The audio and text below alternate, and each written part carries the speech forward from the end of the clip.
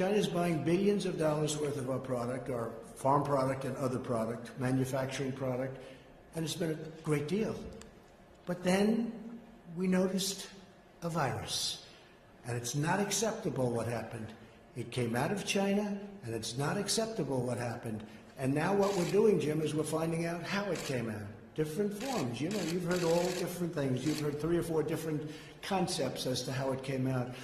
We should have the answer to that in the not-too-distant future, and that will determine a lot how I feel about China. There's a lot of theories, but yeah, we have people looking at it very, very strongly.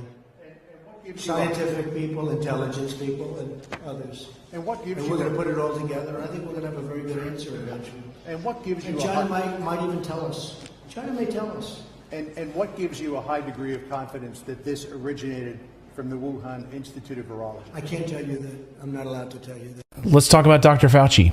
Yes. Okay. A new Senate hearing is accusing Dr. Fauci of squashing the lab leak theory in order to hide some ne'er-do-well activities funded by his labs in China. That's basically what this is about. This is from a new Senate subcommittee report. It's called the Select Subcommittee on the Coronavirus Pandemic. This report was released just on Sunday, and it's a bit meandering, so I want to try and simplify it for you.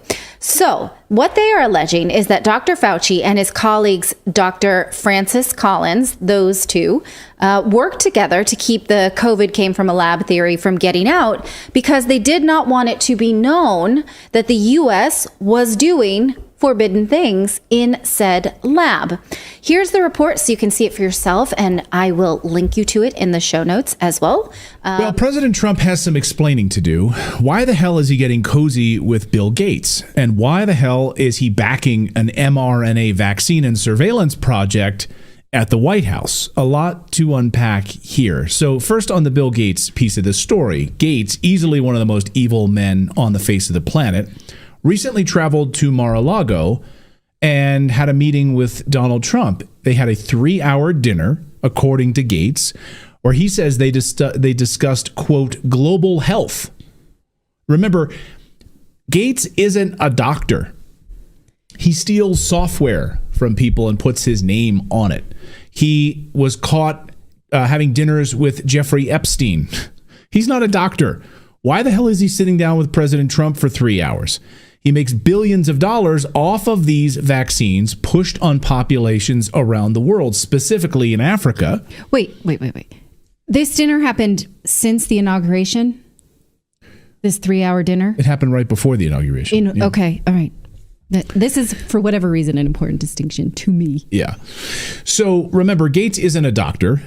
He makes billions of dollars off of these vaccines pushed on these populations around the world, specifically in Africa, low-income areas, unwitting populations that don't have access to the internet and social media where they can jump on and say, hey, my mom died of this thing that Bill Gates was handing around in our village here. You're fine. Then suddenly after this meeting, Trump suddenly pulls out of the World Health Organization, which I'm all for it, which is the same thing, though, that he did back in 2020. Back then, though, Trump then turned around and gave billions of dollars to Gates through his Gavi Foundation, GAVI, which is Gates Vaccine Alliance, which pushes vaccines in low-income countries, again, all over the continent of Africa.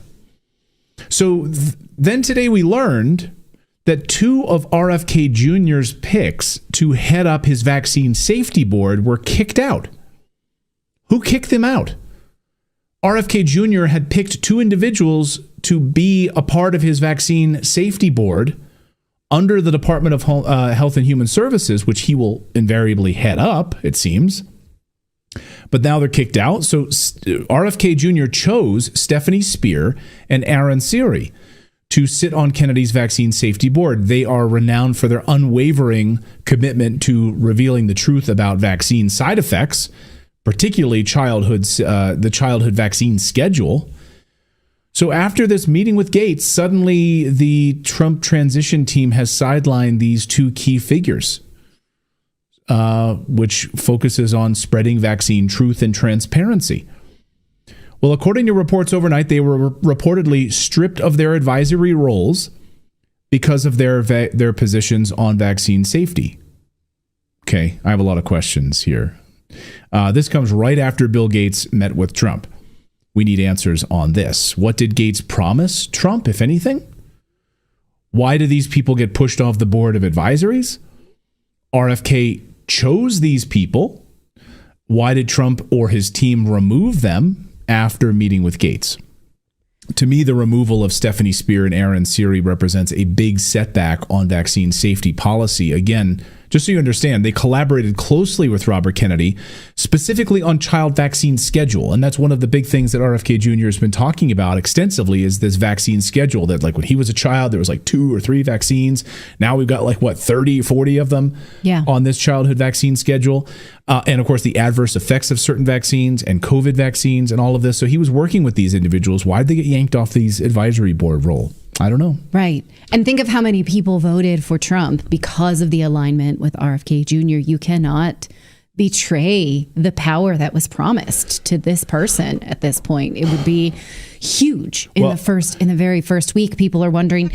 Noticia que Bill Gates estableció un control global sobre las inyecciones por motivos malvados. ¿Y quién lo ha dicho? Lo ha dicho Kirill Dmitriev, que acusó a la fundación del empresario estadounidense de promover inyecciones malas e impedir que las mejores salvaran vidas. Bueno, rompemos un poco el hielo con esto, Alberto, pero quería sacarlo.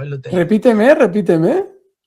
Sí, Kirill Dmitriev ha dicho lo siguiente, que Bill Gates estableció un control global sobre las inyecciones, no puedo decir la palabra, por motivos malvados. Acusó a la fundación del empresario de promover inyecciones malas e impedir que las mejores salvaran vidas.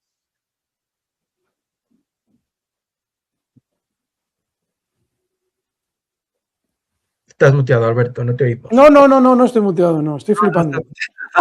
El mensaje de Dmitriev, te amplío un poco, tuvo lugar en respuesta a la publicación de Financial Times sobre la asociación de la fundación con Jeffrey Epstein y las interacciones entre Epstein y Gates. ¿Por qué yo estoy flipando con esto? En concreto, dice que abusó de su rol como centinela de las inyecciones. No, sí. Si es que la noticia entera es brutal. Esta noticia es súper importante. Súper a nivel global. Hasta ahora se venía aceptando dentro de los círculos conspiracionistas que Bill Gates efectivamente estaba experimentando con los ciudadanos africanos. Gracias, Miguel, me la está mandando aquí por Telegram. Con los ciudadanos africanos.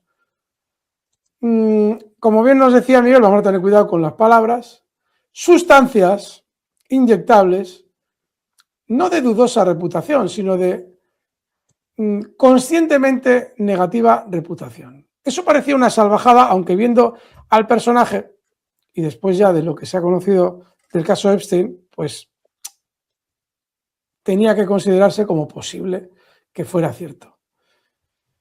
Lo que nunca hemos visto es a un miembro diplomático decirlo. Es la primera vez en la historia que se dice.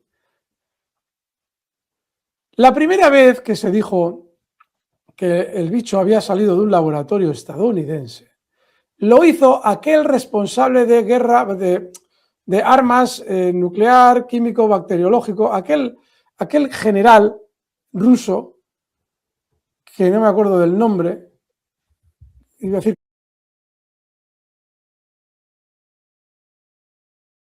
Korolev, pero Korolev era el de los cohetes. Bueno, el caso es que lo asesinó Ucrania. Todo el mundo sospechó que cuando lo asesinó Ucrania, obviamente era porque tanto MI6 como la CIA tenían cuentas pendientes con él. Porque él había denunciado que el bicho lo había creado Estados Unidos de una manera deliberada y lo había propagado de una manera deliberada. Y el que hablaba, ese hombre, era un experto en la materia. Fue la primera vez que conocimos de manera diplomática unas declaraciones en ese sentido, cosa que ya viendo la actuación de Estados Unidos y de las farmacéuticas sospechábamos, pero, y había información ya, concretamente sobre EcoHealth Alliance, que era la empresa que había llevado a cabo los estudios y la creación del bicho. Que alguien lo busque si quiere. Es decir, en el Senado estadounidense ya se estaba acorralando a Fauci y a los responsables de EcoHealth Alliance a ese respecto. O sea, no estamos dando ninguna información que sea desconocida. Lo que nunca se había hecho es, por parte de un miembro diplomático de un país como Rusia, consolidar o cristalizar la acusación de que efectivamente Bill Gates está llevando a cabo prácticas genocidas en África mediante esas sustancias inyectables. Que es de lo que se le acusaba, pero que obviamente nosotros no lo podemos saber. Por eso nunca hemos hecho referencia a ello. Lo habréis visto en 100.000 documentales calificados de conspiranoicos. Pero nunca de la voz de un diplomático, y en este caso ruso, que además ahora mismo se encuentra en un proceso de mejora de las relaciones entre Estados Unidos y Rusia.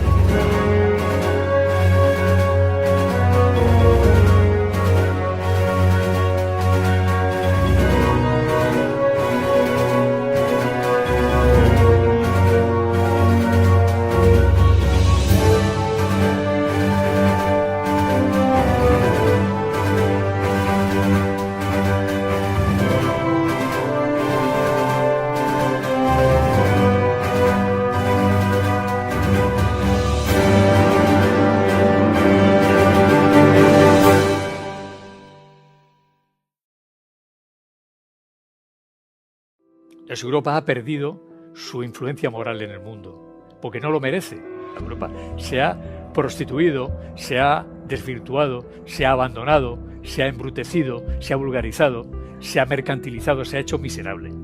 Europa es una porquería en este momento, una piltrafa. Ha quedado un decorado bellísimo, una historia cultural rica, y hace que ahora los turistas vayan allí a hacerse fotos, selfies con el acueducto de Segovia, con el Vaticano y demás. Europa no es... va a caer. Le descubrieron absolutamente todo, pero no solo lo descubrieron, lo comprobaron. La Comisión Europea perdió el caso sobre la ocultación de mensajes intercambiados por la presidenta de este organismo, Ursula von der Leyen, y el director ejecutivo de la farmacéutica estadounidense Pfizer, Albert Bourla. Durante la pandemia del COVID-19, casualmente, los millonarios y los multimillonarios se volvieron todavía más ricos gracias a este conflicto.